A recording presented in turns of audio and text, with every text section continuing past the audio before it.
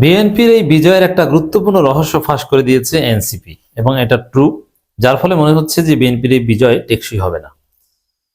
দেখেন বিএনপি কিভাবে জিতেছে এবং টেকসই হবে না এর অর্থ কি সেটা আগে বলি, নইলে আবার ভুল বুঝতে পারেন। একটা কথা বারবার বলি যে জনগণ ভোট দিয়েছে, বাংলাদেশের ইতিহাসে অন্যতম সুষ্ঠু নির্বাচন হয়েছে in spite of some result tampering engineering. 30 জায়গায় ভোট কারচুপি করে জামাতকে হারিয়ে দেওয়া হয়েছে।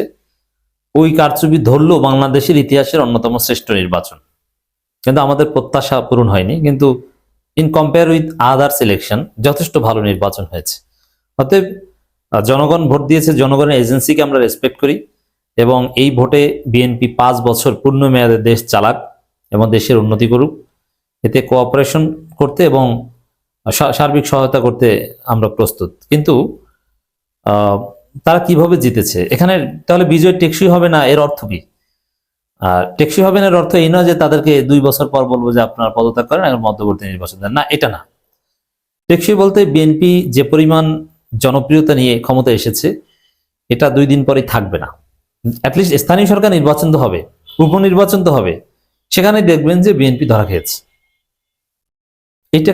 এটাকে বলছি যে বিজয় টেকসই হবে না। কিভাবে? কারণ বিএনপির যে জয়ের যে সিস্টেমটা যেভাবেই হোক জিতেছে এবং এটাও একটা অর্জন, কিন্তু একদম অর্গানিক না। যেমন বিষয়টা এমন না যে বিএনপি সবচেয়ে বড় দল ছিল, জনপ্রিয় দল ছিল, তারা ক্ষমতা এসেছে, না।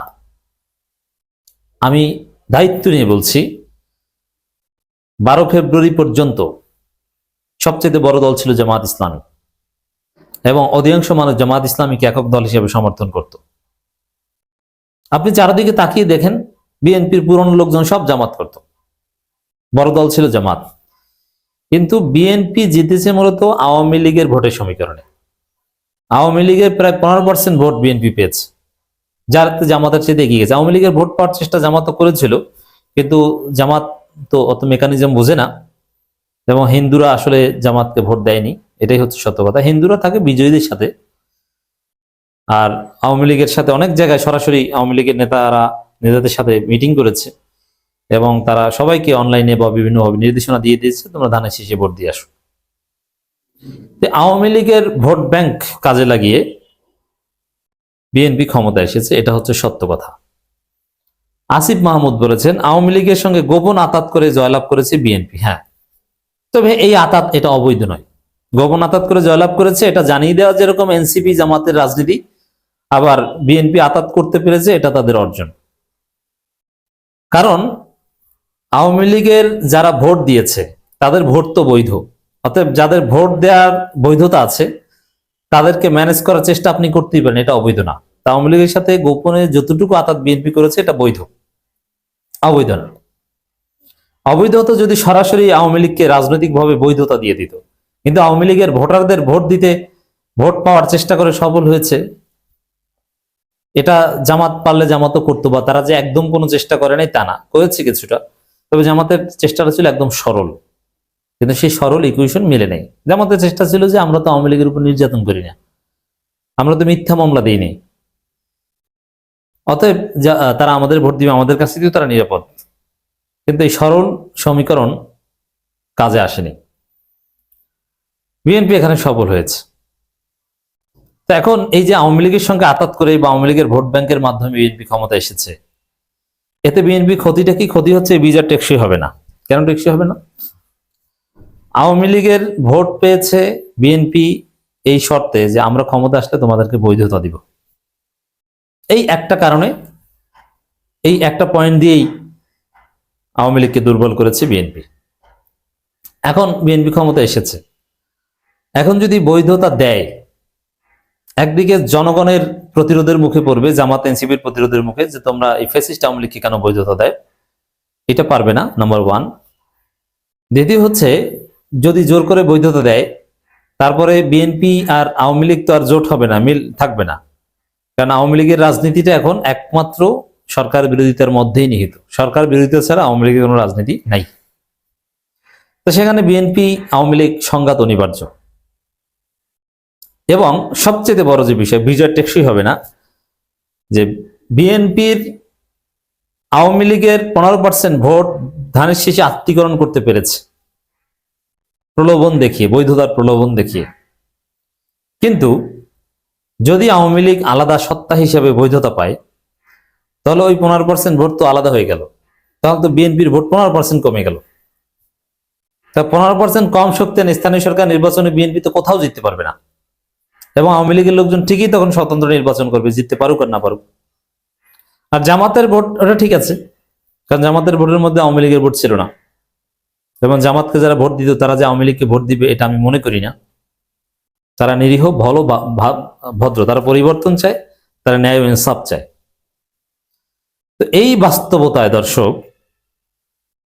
আওয়ামী লীগের সঙ্গে গোপন আতাত করে জয়লাভ করেছে বিএনপি,